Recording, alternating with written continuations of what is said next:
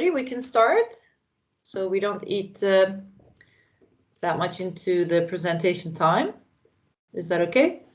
Yes. Okay. So good morning and good afternoon to everyone. I guess maybe also good evening if we have colleagues joining from Asia Pacific. So my name is Ela Serdaroğlu. I'm the Global Shelter Cluster Coordinator on behalf of IFRC. And I'm very happy to be saying a couple of words to welcome you to this week's country update, which we have been doing already for some time now and has been received quite well by the shelter sector. So this week we will be focusing on Honduras and the work of our colleagues there, who are actually joining at a very early hour, and I apologize for that, and I would like to commend you for your dedication to be here with us to present your work at 6 o'clock in the morning. So I'm sure that everyone will appreciate it.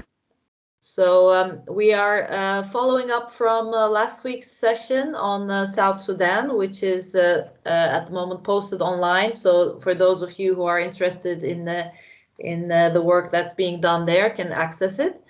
And just to mention that next week we're not going to have a session, but we may have another. I mean, we're not going to have a country session, but we may use that slot for something else, which we will, of course, announce in due time. So having said that, I would like to move on to Honduras. And as you know, that in Honduras, at the end of last year, in November 2020, we had two very strong hurricanes, Eta, which was a Category 4, and very soon afterwards Iota, which was a Category 5, which brought on a lot of destruction and loss of lives and assets. So the cluster in Honduras is a co-led cluster by IFRC and global communities. In that regard, it's also an officially activated cluster, even though the official activation came quite late into the operation in January 2021. It's an officially activated cluster, and this status has also been recently extended. So we will be looking at the coordination mechanisms in 6 months' time to see if they're still fit for purpose or whether another coordination mechanism should take its place. So it's a bit different to some of the other clusters that we have been talking about. So this week's session will be led by Lilia. I think you know her quite well. She's also the IFRC's regional focal point for shelter coordination. She's also leading the Red Lag Shelter Working Group.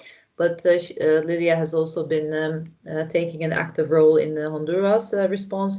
And our colleagues from global communities, I think it's going to be Tony who will be doing most of the talking with some support from the team.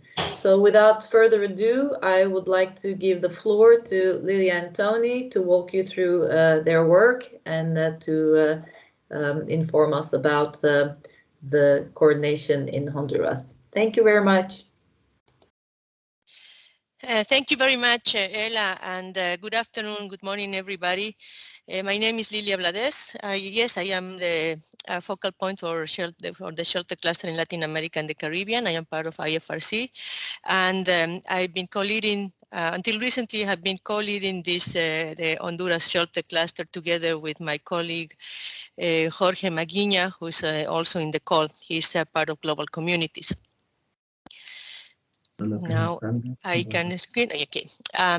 So today, the agenda for today will be very simple. I will start giving you a little bit of a background. We will talk about the main issues that affected the situation in Honduras, the strategy of the cluster.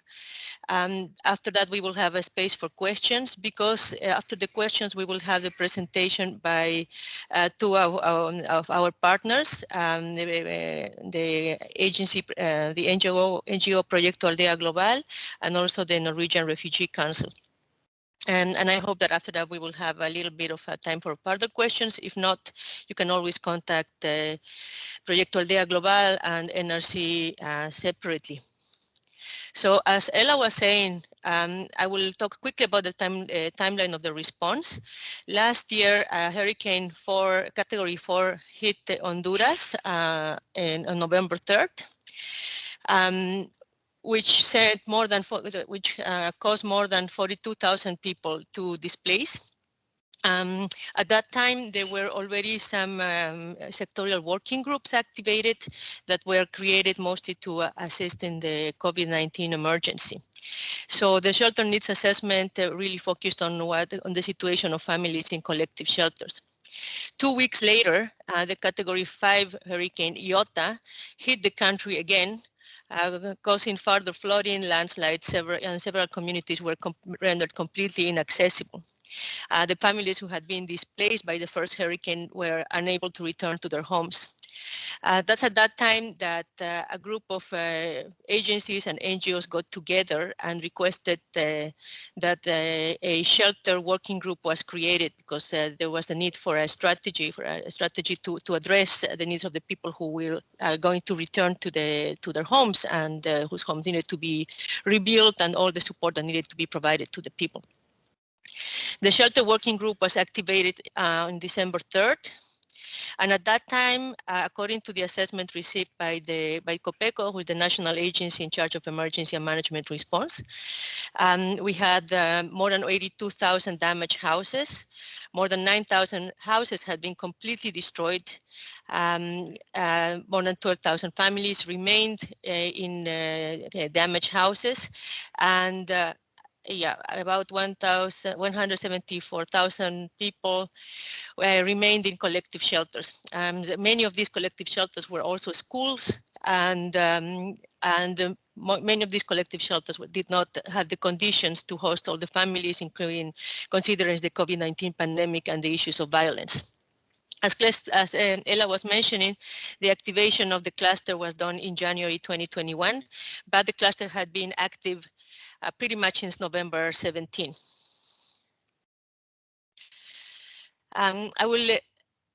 Something that I want to highlight about this cluster is that we gave a lot of space for local actors and for municipal governments and national authorities to be part of it, and we are really proud of the response that we got from the authorities so far. We'll present to you a testimony from the engineer Noemi Giron, who works at the municipality of El Progreso, and that will also give you an idea of the magnitude of the disaster.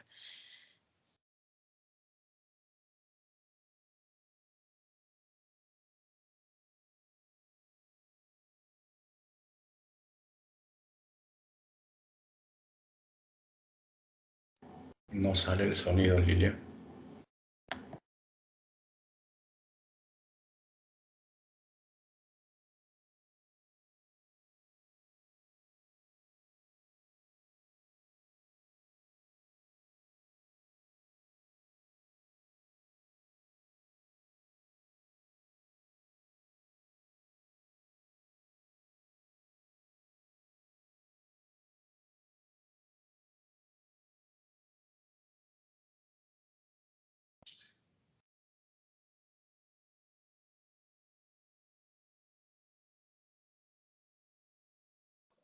If there's dialogue, you can't hear it.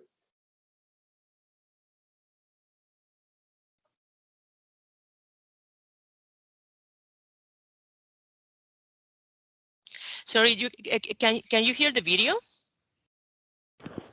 No, the audio is not coming through.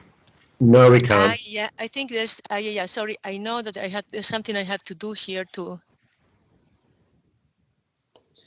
Lilia, when you share the screen, there's a little box on the left corner. Yes, I am trying to. Yes, Ella, thank you. I think I got that. Buenos días, agradecer pues el interés de todas las instituciones por el municipio del Progreso.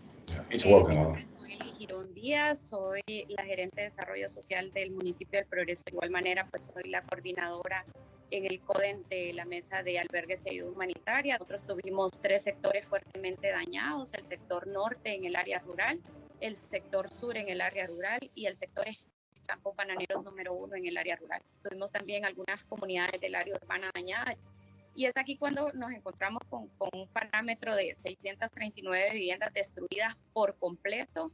De estas 639 viviendas, 200 viviendas que estaban ubicadas en los bordos, o sea, gente pues que en su vida había estado viviendo en un lugar vulnerable, y 439 pues que las llenas llevaron por completo su vivienda. De igual manera, alrededor de 6.500 viviendas con daños prácticamente en un 60% de sus viviendas. No presentamos pérdidas humanas, que fue lo importante para nosotros, y en ello pues las pérdidas fueron más que todo 14 bordos que se desbordaron al contorno del municipio en los lugares que ya les señalaba. Y con esto, pues, obviamente las llenas, el rescate de las personas. En los albergues tuvimos alrededor de 12.000 familias que fueron resguardadas, no solo del municipio del Progreso, sino que de los municipios aledaños. Y esto, pues, con la ayuda de todas las instituciones, nos permitió, pues, darles en los tiempos, cumplir con lo reglamentario en el tiempo de darles la asistencia, ¿verdad? Con esto, pues, los lugares que tuvimos como albergue fueron escuelas, iglesias, centros comunales, muchos pues hoteles de igual manera, ¿verdad? Gente que asistió donde sus familiares. En la apertura de estos albergues pues tuvimos la asistencia, ¿verdad? Para varias comunidades, entre ellos pues parte importante World Vision, Plan Internacional, el Consejo Noruego para Refugiados, PMA, entre muchos.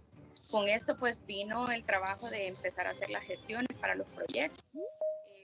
Ahorita pues estamos ejecutando un proyecto pues muy importante para nosotros porque estamos dando una respuesta a esas familias. Estamos ejecutando 439 albergues temporales. Estos albergues temporales pues están haciendo en alianza con Fundación Camo, una fundación norteamericana pues que tiene su sede en Santa Rosa de Copán. Presentamos una propuesta donde también Fundación Techo está diciendo presente, solo que ya son casas elevadas porque este proyecto son viviendas de bienestar social que se están construyendo, donde pues ya tuvimos la oportunidad que ustedes hicieran una visita, y estas pues el sentido de esta es reubicar a esas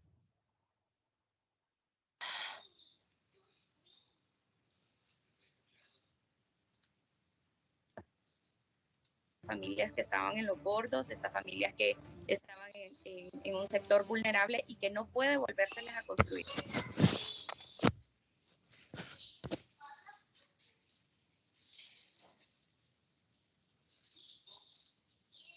Buenos días, agradecemos. Well, I think that the video ended a little bit abruptly. But yeah, so that was the testimony of a municipality of El Progreso, one of the municipal governments who attended the meetings in our working group. As of today, the Honduras Shelter Cluster, that is, as we said, co-led by IFRC and Global Communities, includes 19 active members. We have 3 government agencies. One is the Ministry of Social Development and Inclusion. The other one is the National Housing Commission, and we also have this Association of Municipalities. We have 3 national organizations. One of them is Proyecto Aldea Global, who's presenting in this presenting today. We have the Honduras Red Cross, and we have FUNADE. We have 10 international NGOs, and we have 2 UN agencies and 1 civil society organization, which is the Territorial Commission for the Commission for Territorial Planning.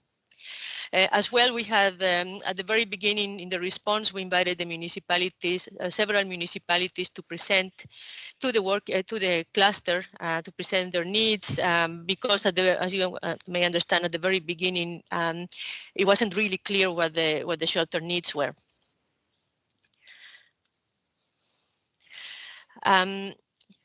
The cluster aims to assist 353,920 people. That's according to the first assessment conducted 72 hours after the second hurricane. The population reached so far with different activities, and I have to say some of them may be overlapping. For example, when we're talking about NFI distribution and reconstruction, some population reached so far is 198,661. We have a system to track the activities and the projects conducted by our partners that Tony, who is the information manager, will explain later. But according to this system, now we have 6,932 temporary houses being built. Training and different types of support in Build Back Better has been provided to more than 1,000 families.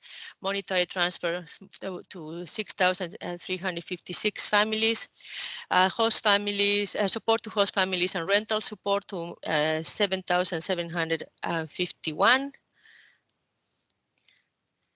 NFI distribution to 153,750, and house repairs so far 3,354.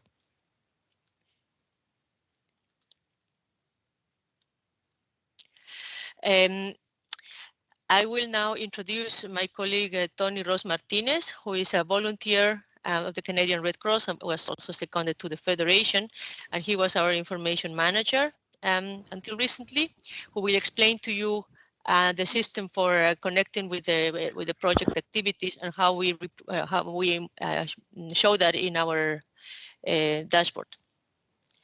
Tony, go ahead, please. Thank you, Lilia. Hi, everyone. As Lilia mentioned, I'm Tony, Canadian Red Cross volunteer, seconded to the Shelter Cluster activation in Honduras. Because I'm a volunteer and I didn't have as much availability as I could have desired, we worked in a tool that allowed minimum maintenance and maximum leverage of the data that OCHA was asking for us. For that matter, we knew we had to report to OCHA, to the 345W system, and we knew we needed this data from the partner members of the shelter cluster, sorry, and that's what we decided, is to support the partners in their reporting to the 345W system and show the data that they were reporting to OCHA directly into a dashboard. This dashboard, as you can see it here at the top, there's a link to the Shelter Cluster website. It is embedded there. It allows for live query. All the visuals that you can see here are connected. I'll go through them pretty quickly, but you can find them and play with it in the website. You have the link at the top, and on the slides you will be able to find it. At the top left, you can see a map, an interactive map of showing the operational presence of the members of the shelter cluster. This map was created using Mapbox, just for aesthetics, but it allows you to in a quickly identify where the weight of the activities are being done. On the top middle row, you have some key dynamic key figures that update according to the filters applied. Again, anywhere you click from the dashboard will update all the visuals that you see. At the left bottom, you can see different the different intervention zones distributed on the bottom left by municipalities, which would be admin 2 level, and next to it the departamentos, which equals to provinces or states, which is admin 1. At the bottom middle, you can see the state of activities, if the activities are planned, are being executed, or have been finalized.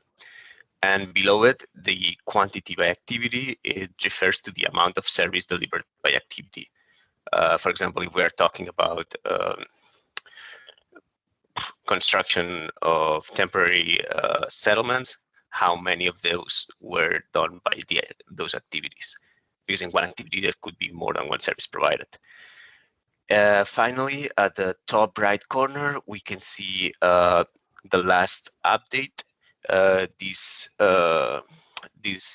dashboard is connected to the 345W API, which allows it to refresh every morning at 6 a.m. without us having to do much beyond a bit of a supervision. Below you can see the different cluster partners, all the partners registered at the 345W. Just by clicking on the name, again, the whole dashboard filters by the partner, so it is really easy for the cluster coordinators to see what each partner is reporting and support them on the data input process. Finally, below the members, you can find the time data input filter. That's the only active filter that this report has, and it allows anyone to filter all the data by when it was inputted to the database, which will tell you when was the last report done by whom. So if we want to know in July of this month of 2021 who reported what, we are able to filter it and it will come out. That allows for an enhanced tracking of reporting and a better feedback to the members. Again, key highlights. It is a low maintenance tool that we created for active and dynamic query to allow a better coordination of the cluster by my colleagues Lilia and Jorge, which have been super helpful, during these past months. Also, it is connected to the external facing resources like the Shelter cluster website that you can see the link on the top again, and the HR info page. And finally, a couple of technical details. It is powered by Power BI. It is embedded as an iframe, so it is pretty straightforward. And data sources are basically the 345W from OCHA. It's plugged straight in the system. Mapbox for the visual, just for statics, and some data from some geospatial data from HDX, just to make the mapping connections possible. And that's in a nutshell, that's it. Thank you, Lilia. And thanks so much for the opportunity again. Thank you, Tony. Yeah, well, so the 345W is the 3W platform created by OCHA. And I have something I would like to highlight here is that because of the nature of the response and considering the COVID-19 and the security situation, a lot of the exchanges are being done virtually. Even the meetings of our cluster, all of them have been done virtually. We consulted with the cluster members and they agree with that. We always have very high attendance to our meetings on Monday mornings. And so it was very important to have a reliable source of information and a very dynamic source of information. And that also allows Jorge, the cluster lead, to do a very close follow-up with partners of the cluster who may be late in reporting or may have facing some difficulties with their own activities. I will talk here quickly about the main issues that were separated. That's something that we discussed with the cluster members. This is just to give you an idea of what issues the cluster needs to deal with. First of all, we have on the left side pre-existing conditions. Let's say when the hurricane arrived the two hurricanes arrived in Honduras and caused the needs that we see in the centers, that are where the needs for house repairs, relocation, infrastructure, rehabilitation, temporary shelter, and permanent houses. There was already a difficult situation in Honduras. So we had the poor territorial planning, many people staying in hazardous areas, in precarious housing conditions. There was an economic recession that was exacerbated by the pandemic. There's the issue of the violence and clear land tenure status. Then on the right side, we are showing the issues with the shelter responses themselves. So when you are trying to deal with this complex situation and trying to address the needs of the population, we realized that many people who were staying with host families were living in crowded conditions because, I mean, at the very beginning, as you can imagine, there was a lack of coordination, so there was duplication of some NFI distribution. For example, households who received like too many mattresses and things like that. There was an attempt to create. I mean, there are attempts to create cross-sectoral responses that, you know, to increase to recreate livelihoods, but this is like a vicious circle. It is very difficult when people don't have a place to live. It is very difficult to also create economic reactivation and livelihood generation. There's a limited availability of land for relocation for all the people who are staying in hazardous areas. For many families, we know that the temporary shelter will actually remain permanent, or at least for many, many years. Other families who think that they can access a permanent house are actually not are basically waiting and staying in collective shelters or with host families, thinking that, you know, that the government is going to give them a permanent housing solution. And many other families continue living in hazardous areas because they don't want to lose what they have. And this all contributes to what we call compounded crisis. This compounded crisis. We have people who are also looking for asylum. We have internal displaced people in transit, massive migration. As we mentioned, there were insufficient conditions for economic reactivation and livelihood generation, which tends to create this circle of that goes worse and worse. I am not an expert in issues of in migration issues, but thankfully we have here the Norwegian Refugee Council, and I have my partners, my cluster partners, who may probably can explain this a little bit more. Esther Menduiña, yes, from the Norwegian Refugee Council. Just quickly, a little bit of this. Yes, so basically in Central America we have a big issue with all the migration. One of the main issues is violence. Is one of the main issues who causes all this migration, and also it has been exacerbated due to COVID, poor economic conditions, and now the natural disasters. No, so we have seen that the phenomenon called caravanas of migrants, or caravanas de migrantes, migrant caravans, have been increasing in the last years, starting with 1,000 people, now 9,000. No, so we have different type of profiles. We have asylum seekers. We have IDPs in transit. If you think in the last 10 years, there have been around 240,000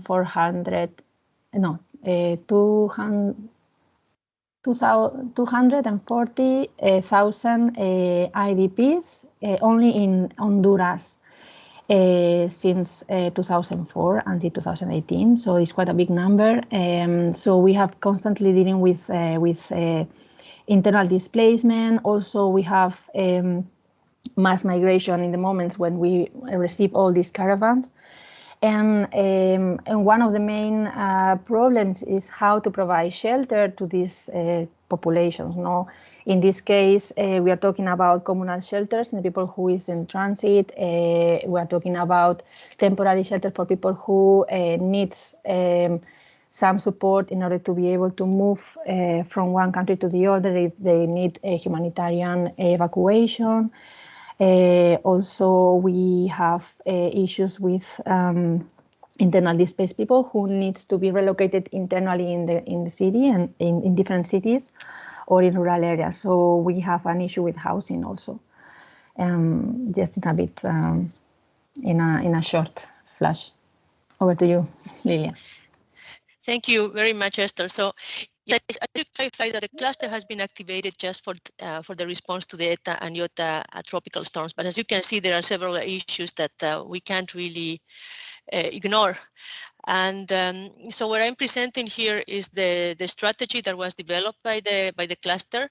Originally, they were only the three first components, and now that we have been contributing to developing the humanitarian needs overview and the humanitarian response plan for Honduras, that includes the compounded crisis that is not only limited to the effects of the tropical storms, is that we are talking about the issues that Esther mentioned. So the strategy focused on, well, first, the people displaced by the impact of the hurricanes, by providing construction of temporary and permanent shelter, monetary transfers, NFI distribution, and advocacy. Advocacy because, for example, we needed to find lands for relocation. People staying in damaged houses are being benefited with house repairs, build back better support, NFI distribution, host families with monetary transfers. And as Esther mentioned earlier, well, this was not part of the original strategy, but is now included in the humanitarian response plan, the support that you provide to people displaced by violence and internal conflict. The actions of Shelter Cluster to support these activities, first of all, we always ensure an exchange of information with national and municipal authorities. As I mentioned before, we had the different mayors who presented in our cluster, presented their needs and exchange contacts so that the different agencies could talk directly with the municipalities. We share territorial planning information. We have the Territorial Planning Commission of Honduras, who helped us upload all the territorial, the urban development plans and the comprehensive development plans that were developed for many of the municipalities in Valle de Sula. Jorge, the cluster lead, pays site visits frequently. We organize technical presentations by cluster members in each of our virtual meetings. We are, of course, part of the intersectoral coordination. We are doing advocacy. We are promoting multi-sectoral projects for livelihood regeneration.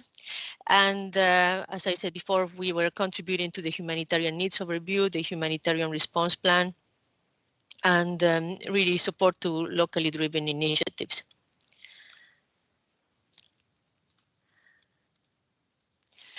Yeah, we'd like to make a pause here in case anyone has questions about the situation in Honduras and the functioning of the cluster so far, because after this we will give the floor to NRC and Proyecto Aldea Global to present the projects.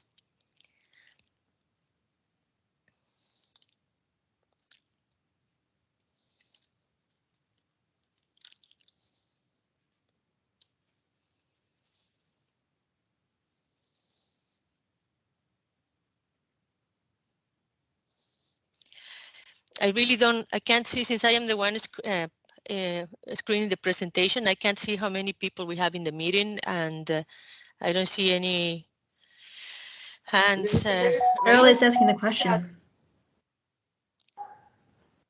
Oh, sorry. Earl Kessler has a question. Please go ahead.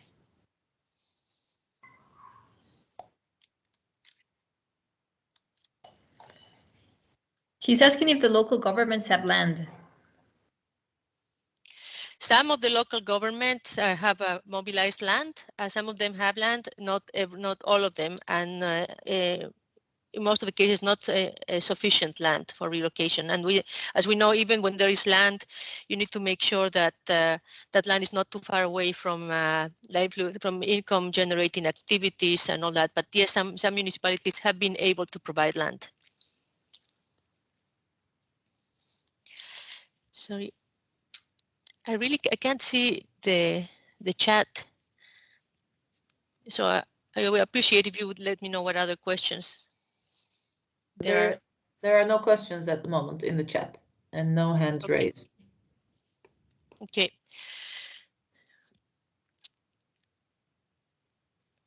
Well, if there are no questions at the moment, I think I can then give the floor to Proyecto Aldea Global, who's one of the members of the cluster, who will provide a brief presentation of the project.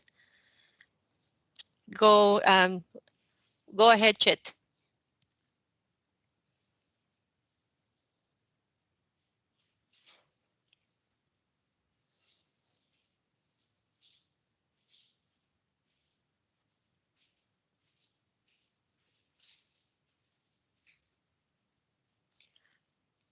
Chet, Thomas, I don't know if you can hear me, or we cannot hear you.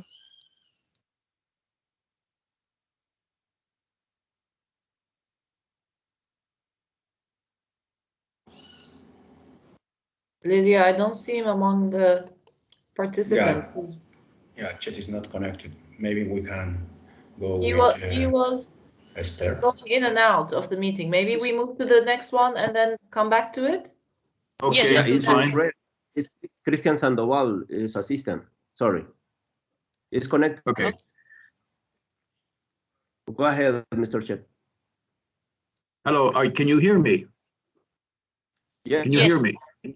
Oh, you can. Okay, I'm sorry. Well, it's a pleasure to be here today, and thank you for giving us this opportunity to present the project. Project Global Village is Proyecto Aldea Global in Spanish, and we've been working in Honduras for a number of years in normal programs. We have a holistic approach where different programs affect the community at the same time to help resolve problems. As you can see, a lot of the homes that we're working with that were destroyed or damaged were homes that were destroyed by the flooding, where the rivers came up and took out numbers of villages and things like that, and other homes where the land became saturated and the land began to move and broke up adobe houses and other kinds of houses. So that's what you see on the left. You see two houses on the right. One is with one kind of construction that we're doing. The other one was in the mountains where it was difficult to get materials in, so we had to build the house that's out of wood. So go ahead. Next. Okay. We started working in 1983.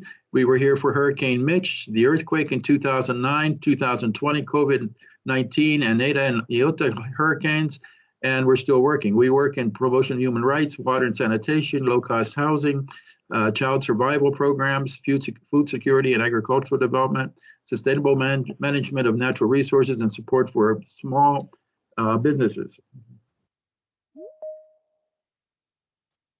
Okay. The project that we're presenting is a project of $700,000. It's to build 110 new houses and do 100 house repairs. Currently, we're finishing up 110 houses that they're under construction, and we should have them done in another month and a half. And we're continuing on with home repairs, which are for people who have no place to live. They have to stay where they are, so we're helping them to fix up what they have. The question about land has been a big problem because the municipalities cannot come up with land. So we told the beneficiaries if they wanted us to build them a house and they were qualified to receive a house, that they would have to go out and search for a piece of land that they could get from a neighbor, a relative or something. And that was the most perfect solution. And it works very, very well because immediately they had the piece of land. They went out and got it themselves and eliminated a big problem. We lost months waiting for the municipality to come up with land, and we've been able to go ahead. Next. Okay, this is the areas we're working right now. We're working in basically 19 different sites, construction sites in central and western Honduras. Some are doing construction and reconstruction and repair, and also the other sites were located in green are new housing projects that are done or under construction at the present time. We work in the departments or counties of Santa Barbara, Comayagua, Copan, and Ocotepeque. Next. Adelante. Okay, the beneficiaries, basically for the target population will be 1,260 persons. The gender is basically 49% men, 51% women. The children are the numbers there that you can see between children and adults. There's a lot of children, and they make up a big percentage of the population. There are 63 families or persons with disabilities, and we're making special considerations for them in building their houses. And there are 25 elderly that will also receive houses, which they completely lost their houses and are right now are living in rented apartments and that kind of stuff. Next. Okay, basically, the activities that are planned is first, we will make in the communities and with the local governments come up with a specific planning of the project in which the community knows what is their obligation, which is to come up with the land and also to participate in the entire construction of the project. Every day they have to be out there helping. And they're unskilled workers, but we have a program in which they are learning to do some things in construction so that some of them at the end of the construction of their house will have some skills and could possibly become helpers in construction projects. Then we would create a baseline and priority projects, basically prioritize the beneficiary families. Next would be the acquisition of materials and construction for the construction or repair of houses. Material costs have been going up over and over and over. We are paying almost twice now what we paid when we started to build houses because of the lack of materials, but it's working. We're getting materials and it's coming out, but it's becoming increasingly expensive. And the last step would be the delivery of the house, the complementary support that we're planning to help provide to them through other programs that we have, and then the monetary evaluation of the project. Next. See, so the responsibilities is that we're responsible for designing construction of the house, putting in the foundation, block walls, metal roofs, the rafters and sheeting is all metal, galvanized metal, cement floors, windows, glass windows, a sanitary module, which would be a toilet and a shower inside the house, a clothes washing tank on the outside, what we call a pila here, in the kitchen, a kitchen sink, a dishwasher, and then connections to public services, including electricity. The donors support our project, of course, which is what we're requesting. And the municipalities authenticate the legality of the land, the lot that we're building the house on, because we won't start a house unless it has a clear title, and evaluate the risk of the land for construction. You know, we will not put anything on land that could possibly have a possible failure or a slide area or something like that. And then the beneficiaries, well, they have to come up with the land for the construction, which they have done very well. The stone and sand and gravel materials be included in the construction process and by learning by doing, and then support in the community projects that may occur. Next. Okay, our process of building the house is we prefabricate concrete columns for the house. We do this in molds. We can pour all the molds, pour all the columns for one house in one day. The next day, the columns are put into holes that were pre-dug, put them in, and the posts are concrete posts with rebar on the inside. They're very strong. And once in, the construction process is very fast. As you can see here, the concrete columns are in place. Then the walls come up very quickly. The roof and floor are put in one day apiece. And the completed house with the windows, doors, toilet, shower, sink, and a pila to wash clothes. We basically are doing this between 7 and 8 days per unit. Normally 2 people working on a house. Next. Okay, these are some scenes of the house, as you can see it from the front, the side, the back. Next. Okay, and then at the very end, there's an inauguration of the whole project with a lot of the beneficiaries are single mothers with children and older folks and regular normal families, which are united. So it's a great project. The houses are great. We paint the houses on the inside and outside. We don't leave anything looking ugly. We make it look nice. because it's a very important part of a family starting a new life from a disaster and allowing them to start with a positive attitude towards the rest of their life, living in a house it's very adequate for their needs, and it's actually a little bit bigger than the normal size house in the rural areas. It's 38 square meters, and the cost is coming out around $4,000 per unit with all the costs included in that. So we think and we're scraping the bottom of all of our resources to build the houses for that price, but that is the actual cost at this time. If you have any questions, our telephone numbers are there, and also our website. So if you have any other questions that we can maybe answer online, I would be very glad to do so. Thank you.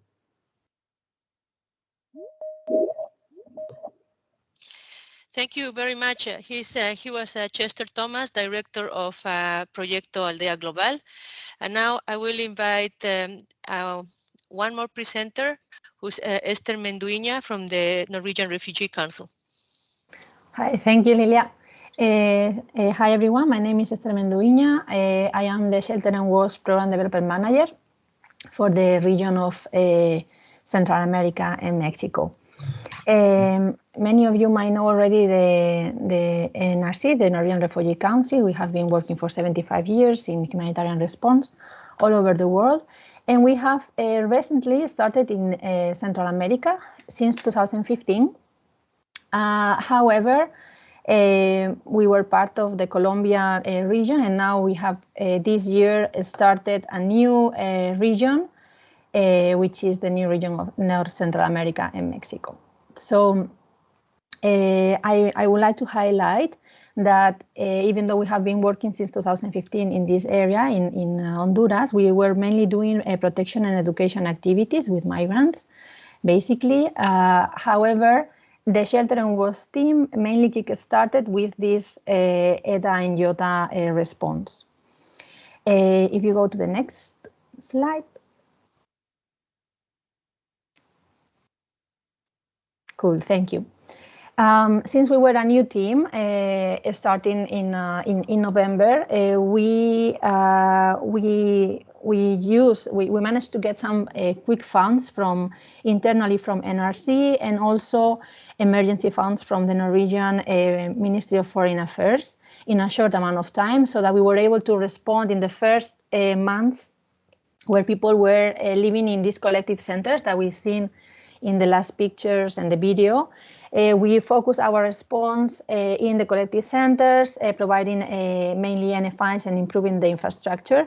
However, after those 3-4 months, we started exiting the collective sites to support in the return of the communities to their villages and towns.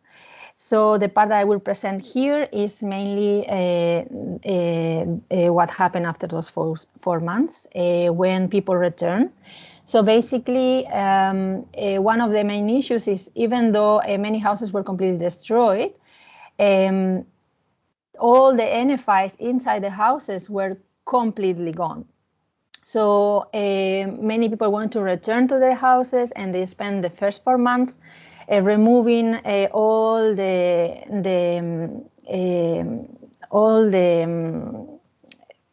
everything. I mean, you could see mattress everywhere. You could see mud everywhere. All the debris was accumulated in the entrance of the villages.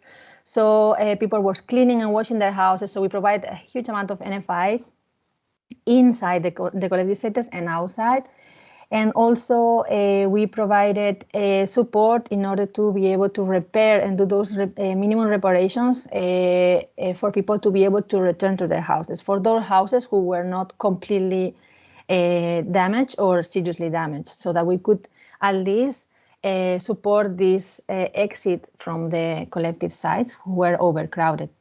So for that, we provided cash. We distributed cash like $200 per family through phone cards, and this at least support them to be able to do some repairs, and also we provide them the minimum NFI kits that they needed. Also, we were doing many trainees on Build Back Better, enabled to reduce, and also we did disaster reduction workshops with not only with the communities but also with the local governments. We were using the Red Cross methodologies to analyze the vulnerabilities and the capacities of those areas. And through that, we were able to provide also communal improvements on communal infrastructure to reduce the risks for further, in case of further floods. On the other hand, we keep on supporting, as we have been done since 2015, other people in risk due to violence, and those are the protection profiles, who were also affected by the hurricanes. So we were supporting them with housing, rents, and also to be able to live in many of those collective centers. Next one. We see a little bit of numbers. We have supported with this cash distribution to 364 families, which is about 1,800 individuals. And also we did many workshops of Build Back Better, at least to 521 individuals. These workshops were very well received by the community, and through that we identified many communal infrastructures to reduce. And in one of the communities we provided, we improved one of the areas, one of the main access points to the community, because they were completely isolated, and they were for 4 or 5 days completely isolated in their communities, waiting to be rescued. So we supported all this access so that in case of another emergency like this, they were able at least to escape. Also, we provided NFI kits, the one to 3,200 people. These were only in communities, while we provided to more than 4,000 households support in the collective centers. Also, in terms of the protection needs, I want to highlight that since 2016, NRC has supported 6,000 individuals in receiving housing and rent. But in this year, mainly we provided support so far to 380, mainly IDPs, women and men, who were seriously at risk due to the violence. If we see the type of profile we have, as I said before, we have internal displaced people, we have people in need of emergency evacuation, we have refugees, etc. So there is a big number of people in Central America in need of protection, and we have been providing housing and rental support for them. Also, with ETA and IOTA, mainly the people who were living in the collective centers, that they don't have any way to leave the center. They might have lost completely their houses, or they might have been renting before, but we could prove that their profiles were vulnerable and at risk of protection. We provide them specifically support with cash for rent, at least to 827 people and families, to be able to leave the collective centers. I think that one of the main things that I would like to highlight is the fact that in Honduras and in Central America in general, violence is very high and the numbers keep on increasing. And one of the main problems in the areas that we have been working is the lack of livelihoods, and also the situation of violence, gender-based violence, etc. So there are many people who will keep on moving, and I would like to thank the Shelter Cluster who has supported us doing all this HRP and HNO, and we hope we can through that advocate for visualizing this situation and to be able to fill up the gap that we currently have.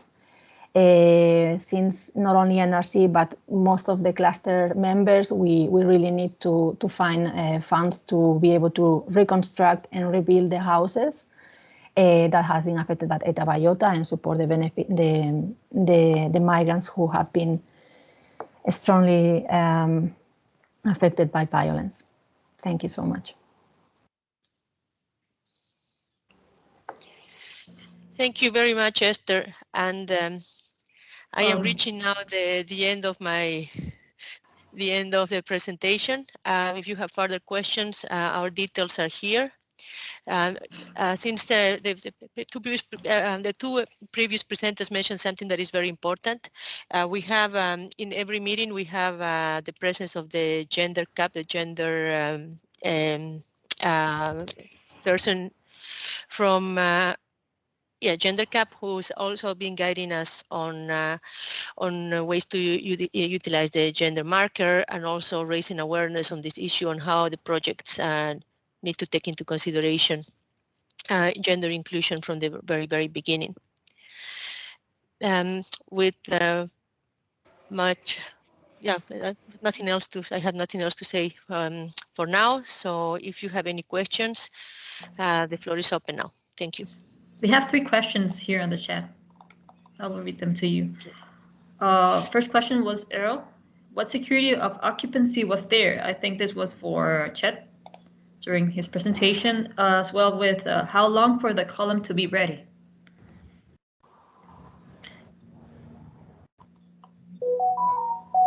And the third question is written by Gustavo. He shared a graph. As shown on the graph, Honduras is one of the least funded countries. I wonder if any of the actors was affected by their general lack of funding. Yes, I think that's true for almost everyone. There was, in a certain case, at certain times, a situation of not having funding to do what was needed, and sometimes the supplies were not always there to do the things that were needed to be done. Even food became scarce in some situations, and in other situations, people living in provisional shelters really had very little ability to do very much outside of take caring of their immediate home, their family. But I think we need much greater funding. We're competing with a lot of other hot areas around the world that have similar cases, and I think in damages like or emergencies like Honduras, the public span of attention is about 6 months to a year, and then after that, there's another major hotspot on the world scene, and so funding drops off. But the reconstruction in Honduras is going to take 4 to 5 years at least, if not more. The reconstruction of water systems, which we were doing right after the earthquake or after the hurricanes, we did about 110 or 120, and then we ran out of money, and the need was still in there for more water systems to be repaired, which I think was the most critical part of the emergency of getting people back into a normal way of life. So yes, there isn't enough money, and I guess, but is there ever enough, when it comes to working in the third world and taking care of serious problems? Thank you.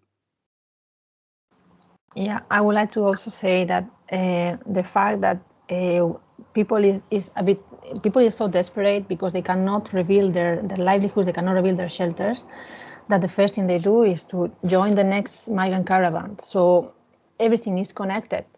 If we manage to provide at least emergency shelter, at least something to kickstart for them to recover and be resilient again, they will not increase the migrant list. So I think this is very important, and we managed to get some funds because it was internal funds and from the Norwegian Foreign Affairs, which always give us funding, but NRC, as the rest of the colleagues, we really need funds to be able to provide more shelter. Yeah. Yeah, I would also like to add that I think this presentation shows what you can do with so limited funding. Even the cluster activation was difficult. Deployment was not possible, was not advisable due to funding, due to COVID, due to violence, security, and all that. But somehow, and that's why I said at the beginning, it was so important to have the information management in place, and that's why we relied so much on local actors and our local members.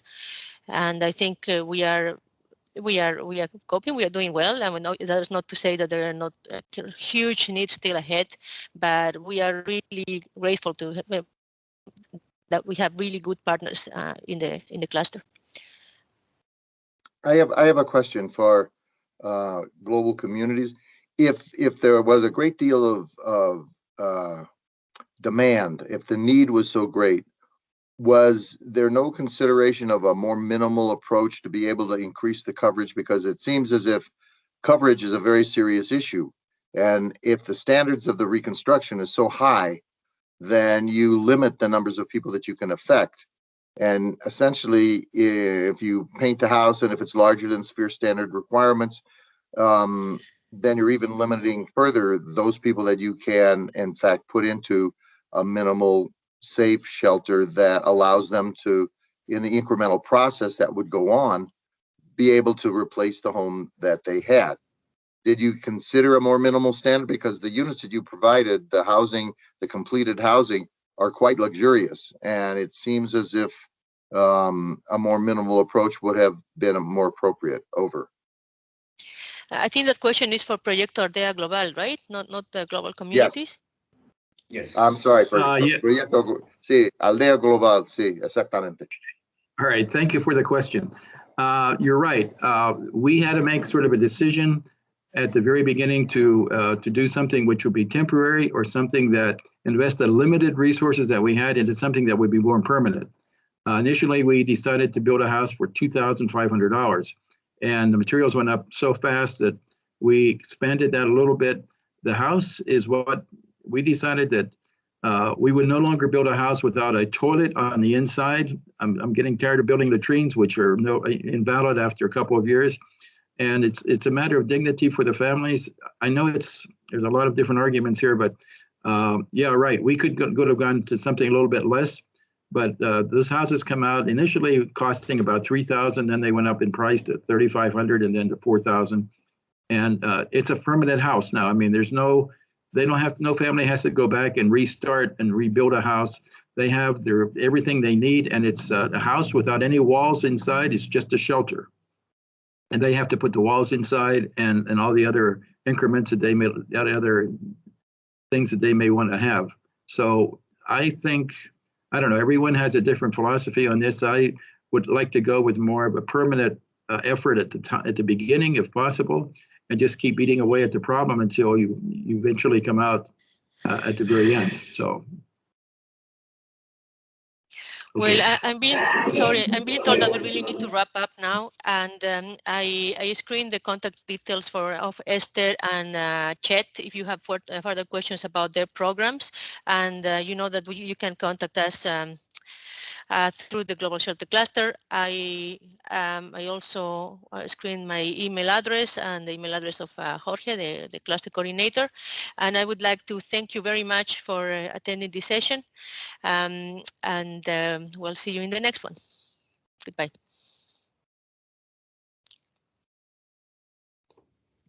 Thank you, Lilia and colleagues, for today's session, and sorry for running over time. So next week, as I mentioned, we will not have a country update, but we may have a session on shelter projects. So please follow your emails for the updates from the Global Shelter Cluster, and hope to see you soon in another session. Thank you so much, everyone. Thanks, everyone. Thank you. Thank you. Thank you.